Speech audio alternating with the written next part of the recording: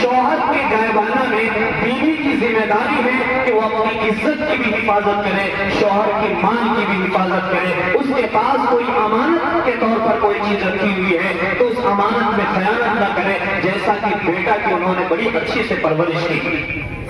اور یاد رکھیں کہ عورت کے بعد جو سب سے قیمتی جوہر ہے، سب سے قیمتی سرمایہ ہے، سب سے قیمتی چیز ہے، وہ ہے ان کی عزت، ان کی پاک دامنی۔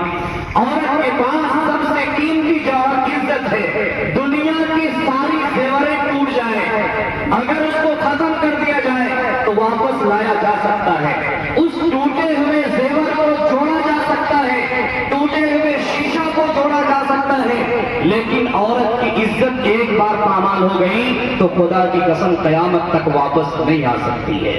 اس لیے عورت کی سب سے بڑی ذمہ داری یہ ہے کہ شادی سے پہلے اور شادی کے بعد اپنی عزت کی حفاظت کرے۔ یہ سب سے قیمتی جوہر ہے، سب سے قیمتی دولت ہے۔ دوسری بات اس میں یہ ہے کہ اللہ نے اگر آپ کو اولاد دیا ہے تو ایک ماں باپ کے اوپر یہ ذمہ داری ہے کہ ماں باپ کو سب سے قیمتی تحفہ اگر دے سکتا ہے تو ماں باپ حسن اخلاق اور حسن ادب اور تربیت سے بہتر کوئی دولت نہیں دے سکتا ہے۔ اگر آپ اس کو مال نہیں دیں گے، اچھے مکان بنا کے نہیں دیں گے، تاج محل بنا کے نہیں دیں گے تو ہو سکتا ہے کچھ دن وہ روئے گا، لیکن اگر آپ اس کو تعلیم نہیں دیں گے تو وہ قبر میں جانے تک بھی روئے گا اور قیامت تک وہ روتا رہے گا۔ اس لیے انہیں آپ تعلیم دیجئے، ان کو تربیت دیجئے، ان کو ادب سکھائیے، اور جو اس تعلیم کے راہ میں لگے ہوئے ہیں، چاہے وہ استاذ ہو، چاہے وہ استانی ہو، چاہے وہ مدرسہ کا بانی ہو،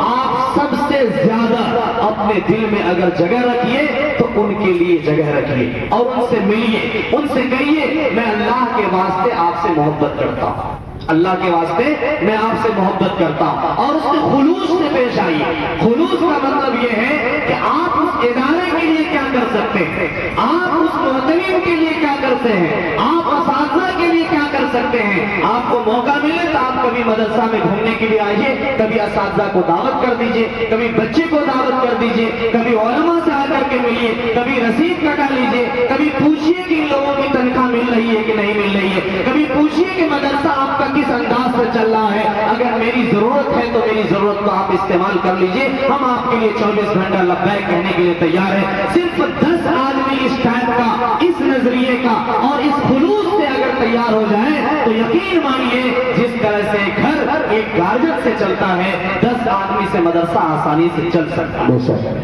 آرام سے چل سکتا ہے۔ صرف اتنا خیال رکھنا پڑے گا کہ ہمارے لیے سب سے